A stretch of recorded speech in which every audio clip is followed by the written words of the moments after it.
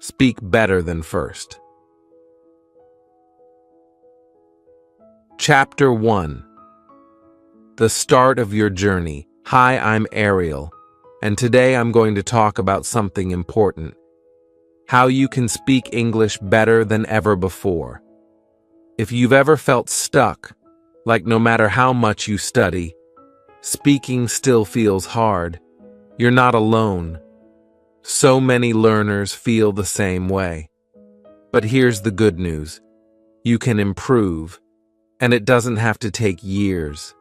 In fact, with the right techniques, you can start speaking better right away. Have you ever wondered what separates fluent speakers from beginners? It's not that fluent speakers know all the words or never make mistakes. In fact, they make mistakes all the time. The real difference is confidence. Fluent speakers are confident in their ability to communicate, even when they don't know every word or grammar rule. They don't freeze when they forget a word.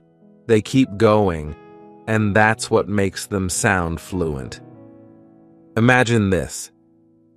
You're in a conversation, and the words just flow. You're not thinking about grammar. You're not hesitating. You're just speaking. That's the goal. But how do you get there? Let me share something that might surprise you. Small changes in how you practice can make a huge difference. You don't have to completely change your study routine. You don't need to learn thousands of new words. What you need are a few simple techniques that will help you speak with confidence. So, what's the first step? It's building the foundation of fluency, and that starts with confidence. If you don't feel confident, it's hard to speak well. But confidence isn't something you're born with. It's something you build. And I'm going to show you how. Here's the truth. Anyone can speak better than they did before, no matter their current level. If you've struggled with English, or if you've been afraid to speak, this podcast is for you. We'll go step by step, breaking down the process into easy techniques that you can start using today. And by the end, you'll be speaking English more confidently than ever before. But before we dive into the techniques, let's talk about why confidence matters so much. When you're confident, you're not afraid to make mistakes. You speak freely. And even when you mess up, you learn from it. Every time you practice speaking, you're building not just your language skills, but also your confidence. Here's a quote that I love from Winston Churchill. "Success is not final. Failure is not fatal. It is the courage to continue that counts." This is especially true when it comes to speaking English. The more you speak, the more confident you become, and the more your fluency improves. Now, I know what you're thinking. But what if I don't feel confident yet? Don't worry, that's totally normal. Confidence comes from doing. The more you speak, the better you'll get, and the more confident you'll feel. Let me give you a small challenge to get started. Set a goal to speak English every day, even if it's just for 5 minutes. You can practice with a friend, a family member, or even by yourself. The key is to start speaking even if it feels uncomfortable at first. Over the next chapters, we're going to break down exactly how you can build confidence and improve your speaking. We'll cover listening techniques, shadowing, repetition, and even some fun ways to practice. And remember, it's not about being perfect. It's about making progress. But there's a technique that will really help you take the first big step toward fluency. It's something that most learners overlook. but it's the secret to improving faster than you think.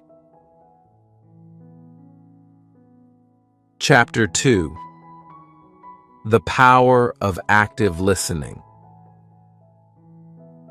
Now that we've talked about building confidence, let's dive into the first key technique that will truly help you speak better: active listening.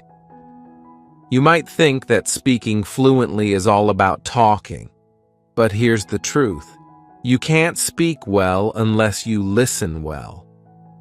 Listening is the foundation of fluency. Think about this. When you listen, you're not just hearing words. You're learning how sentences flow, how native speakers connect ideas, and how certain words are pronounced. When you master listening, you'll find that speaking becomes easier and more natural. It's like filling your brain with the right tools before you start building. But not just any listening will do. You need to practice active listening. This means really paying attention to what you hear. You don't just let the words pass by. You focus on them, break them down, and absorb how they're used. Here's an example. When you're listening to a podcast, a story, or even a conversation, pay attention to how the speaker is structuring their sentences. Are they using short phrases or long sentences? How do they pronounce certain words? How do they express their ideas? Active listening means noticing these details and learning from them. One of the best ways to practice active listening is through shadowing. Shadowing is a technique where you listen to a speaker and immediately repeat what they say. It's like being their shadow, following their words as closely as you can. This is a powerful way to improve both your listening and speaking at the same time. Here's how you can practice shadowing. 1. Choose a podcast or story. Pick something that's not too long or difficult. You can find great stories and podcasts for beginners on my website, thestoryspeak.online. 2. Listen carefully. Start by listening to a short sentence or phrase. Pay attention to the speaker's rhythm, tone, and pronunciation. 3. Pause and repeat. As soon as the speaker finishes a sentence, pause the audio and repeat what they said, trying to match their speed and intonation. 4. Keep going. Repeat this process for a few minutes each day. You'll notice that your pronunciation and fluency improve over time. Shadowing helps you get used to speaking without overthinking. You're not translating in your head. You're simply repeating what you hear, and this builds fluency naturally. But let me tell you something important. Don't worry about being perfect. When you're shadowing, you're going to make mistakes. Maybe you'll miss a word or pronounce something wrong. That's okay. The goal is not perfection. The goal is to get comfortable speaking without hesitation. The more you shadow, the more fluent you'll become. One of my students, Sarah, was really shy about speaking English. She was afraid of making mistakes, so she rarely spoke at all. I introduced her to shadowing, and it changed everything for her. She started practicing by repeating sentences from podcasts. At first, she struggled, but after a few weeks, she noticed that her sentences flowed more easily. Shadowing helped her build confidence, and soon she was speaking without fear. There's a great quote by Stephen R. Covey that fits perfectly here. Most people do not listen with the intent to understand. They listen with the intent to reply. Active listening teaches you to truly understand, And when you understand, speaking becomes easier. But here's where things get interesting. Active listening and shadowing are just the beginning. There's another technique that will help you take your fluency even further, and it's all about repetition. In the next chapter, I'll show you how repeating what you hear can make speaking English feel as natural as breathing. Chapter 3. The Repetition Technique. We've already discussed the power of active listening and shadowing. Now, let's move to a technique that may sound simple but is incredibly effective: repetition. You might wonder, why is repeating things so important? The answer is, repetition is how your brain learns to speak fluently without hesitation. Think of it like this. When you repeat words and phrases, you're training your brain to remember them quickly. The more you repeat, the more natural the words feel, and eventually, you'll be able to say them without thinking. It's like when you learn to ride a bike or memorize a song. You did it over and over until it became second nature. Speaking English is no different. Here's something interesting. Fluency isn't just about knowing a lot of words. It's about being able to use the words you know quickly and easily. Repetition helps you get to that point where you don't have to stop and think about grammar or vocabulary. You just speak. Let me share a story about one of my students, Paul. Paul knew a lot of English words, but he often hesitated when speaking because he had to think about what to say. I introduced him to the repetition technique. Every day, Paul would take 5 common phrases in English and repeat each one 5 times. It seemed boring at first, but after a week, Paul noticed something amazing. He could say those phrases easily and without hesitation. Repetition had worked its magic. So how can you use repetition to improve your speaking? Let's break it down. 1. Repeat common phrases. Start by picking phrases you use often, like, "How are you?" or "What's your name?" Repeat these phrases out loud multiple times. This helps your brain get used to saying them quickly. You can do this while walking, cooking, or even in front of a mirror. The goal is to make these phrases feel natural. 2. Use the mirror technique. The mirror technique is a great way to practice repetition. Stand in front of a mirror and say the same sentence 5 times.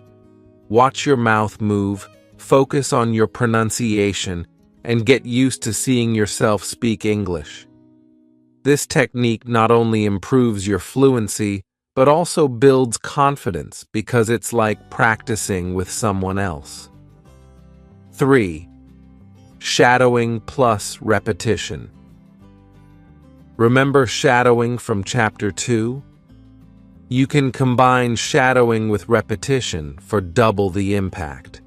When you shadow a podcast or story, repeat the sentences as closely as you can to the original speaker. Then, after you've shadowed a few sentences, repeat those sentences again on your own. This is where the power of repetition really shines. It turns what you hear into what you can easily say. A quote by Aristotle explains this perfectly. "We are what we repeatedly do." Excellence, then, is not an act, but a habit. Repeating phrases, sentences, and words turns speaking English into a habit, and that habit is what leads to fluency. 4. Record yourself. One more way to practice repetition is by recording yourself. Choose a short passage from a podcast or a story. You can find plenty of stories on thestoryspeak.online and read it aloud. Record yourself speaking, then listen to the recording and repeat the sentences again. This not only helps with fluency, but also lets you hear your own progress. Over time, you'll notice that you sound more natural and fluent. 5. Small steps, big progress. You don't have to repeat long paragraphs or difficult phrases. Start small. Pick simple sentences like, "I'm going to the store," "I like reading books," or "Can you help me?" and practice them daily. Small, consistent practice will lead to big improvements in your fluency.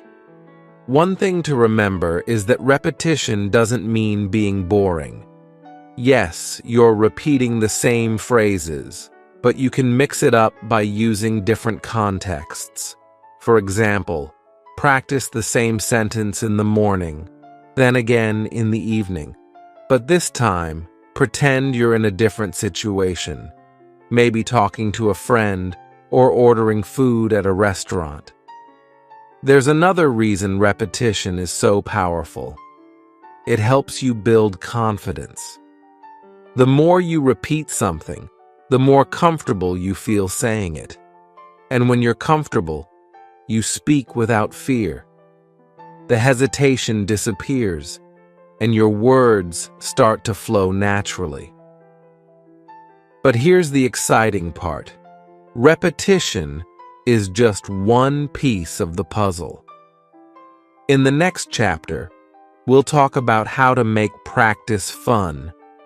You'll learn how to turn speaking English into something you look forward to every day instead of something that feels like hard work.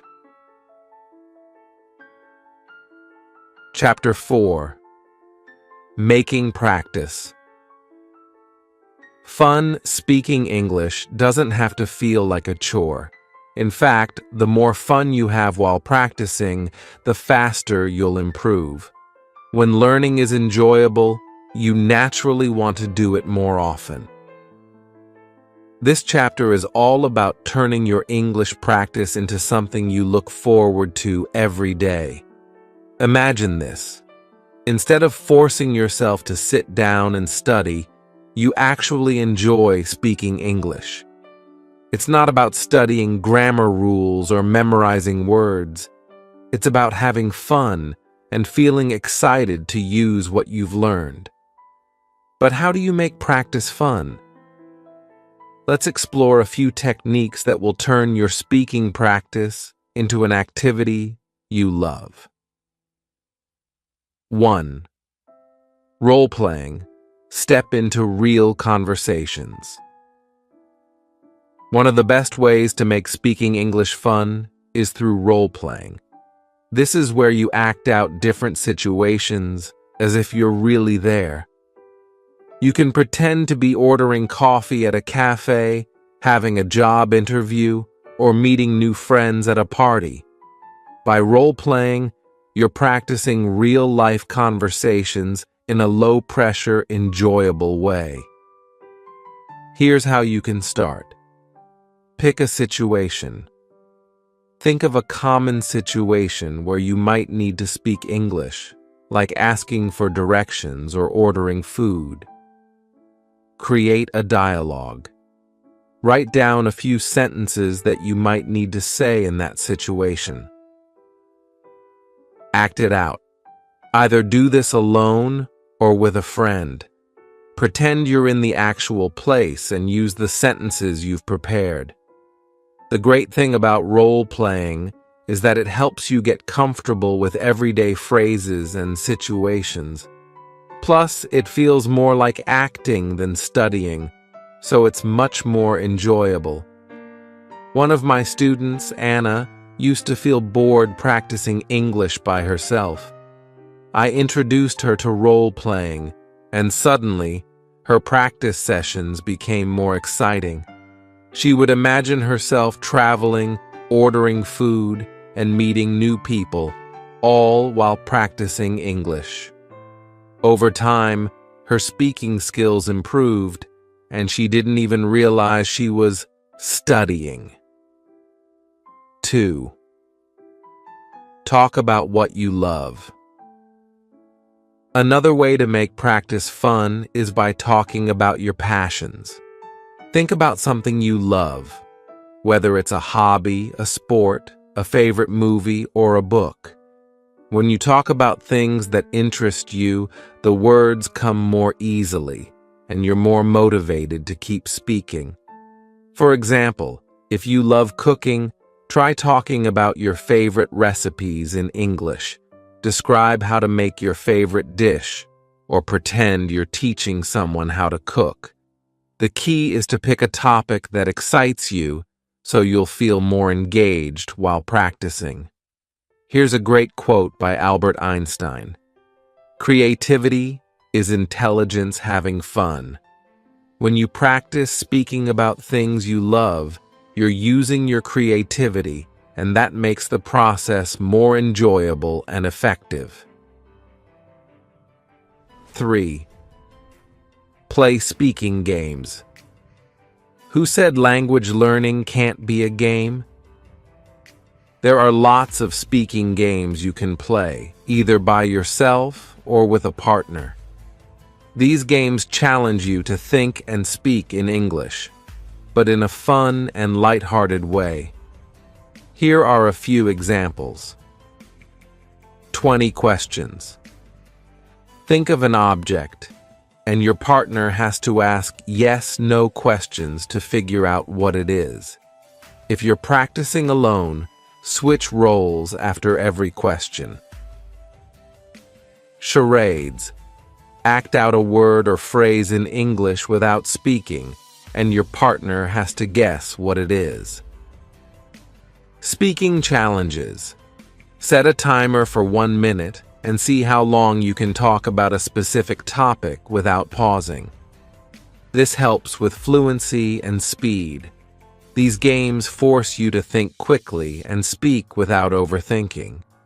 And because they're fun, you'll be motivated to keep practicing. Practice with podcasts and stories. Another way to keep practice fun is by using podcasts and stories. Listening to stories and podcasts not only improves your listening skills, but it also gives you great material to talk about. After listening, try summarizing the story in your own words, or discuss it with a friend. You can find many great stories and podcasts on ThestorySpeak.online, which are designed to help learners like you improve their English. Choose a topic that interests you, listen to the story, and then practice speaking about it. This way, you're learning from engaging content while practicing your speaking skills. One of my students, Tom, struggled with staying motivated to practice speaking. But once he started listening to podcasts about his favorite topics, like technology and travel, he found that speaking about them came naturally. He would listen to an episode, then practice explaining it to himself or others, which made his practice both effective and enjoyable. 5. Change your environment. Sometimes a change in your environment can make practice more exciting. Instead of sitting at a desk, try practicing in different places. Go for a walk and describe what you see in English. Sit in a cafe and pretend you're having a conversation with the barista. The idea is to bring your practice into the real world. By changing where you practice, you keep things fresh and interesting. Plus, practicing in real-life environments helps you get comfortable speaking English in everyday situations. 6. Celebrate your progress. Don't forget to celebrate your wins, no matter how small. Did you speak in English for 5 minutes without stopping? Did you successfully role-play a conversation? Celebrate that. Recognizing your progress is a great way to stay motivated and keep practicing. A famous quote by B.F. Skinner says, "A person who feels appreciated will always do more than what is expected." This applies to yourself as well. The more you appreciate your own progress, the more motivated you'll be to keep improving. Now you might be thinking, this all sounds great, but what if I hit a wall? What if I feel stuck? Don't worry, that's completely normal. In the next chapter, we'll talk about breaking through those speaking blocks and how to keep moving forward, even when it feels tough. Chapter 5. Breaking Through. Speaking blocks. So far, you've learned how to make English practice fun with role-playing, speaking games, and podcasts. But what happens when you feel stuck? When the words just don't come out, and you're afraid of making mistakes?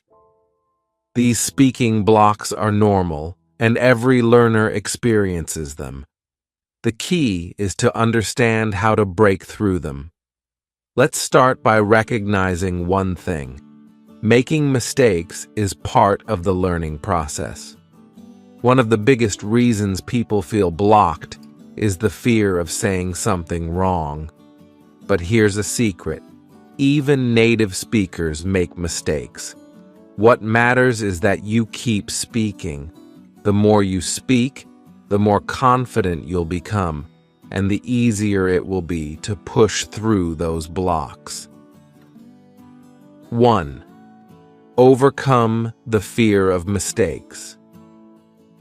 Imagine you're having a conversation, and suddenly, you forget a word or say something wrong. What do?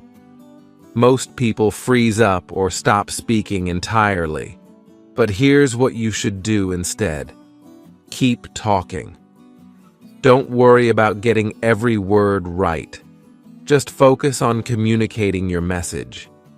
If you can't remember a word, try to describe it in another way. The important thing is to keep the conversation going. Let me tell you about one of my students, Daniel. He was so worried about making mistakes that he would freeze whenever he tried to speak English. I told him that mistakes are not failures. They're opportunities to learn. We worked on building his confidence by practicing simple conversations, and I encouraged him to keep speaking, even when he wasn't sure of the right words. Over time, Daniel learned that the more he spoke, the more his confidence grew, and the less those mistakes bothered him. There's a famous quote by Henry Ford that says, "Failure is simply the opportunity to begin again, this time more intelligently." Every time you make a mistake, you're learning how to speak better the next time. 2. Use self-talk to break through. When you don't have anyone to practice with, self-talk can be your best tool for breaking through speaking blocks. This technique is simple but powerful. All you have to do is talk to yourself in English, out loud, as if you're having a conversation. You can do this while doing daily tasks like cooking, walking, or getting ready for bed. Here's how self-talk works. Describe your day. Talk about what you did today, where you went, or what you plan to do tomorrow. Ask yourself questions. For example, what do I want to eat for dinner? And then answer in English. Practice situations. Imagine you're at a restaurant or meeting someone new. Practice what you would say. One of my students, Sophie, felt blocked because she didn't have a speaking partner. I introduced her to self-talk, and she started practicing English every day while she was doing her morning routine. Over time, Sophie noticed that her confidence grew and speaking English felt more natural. 3. Use shadowing to push through. We've already talked about shadowing in previous chapters, but it's such an effective technique that it deserves a mention here too. When you feel stuck, shadowing can help you keep moving forward.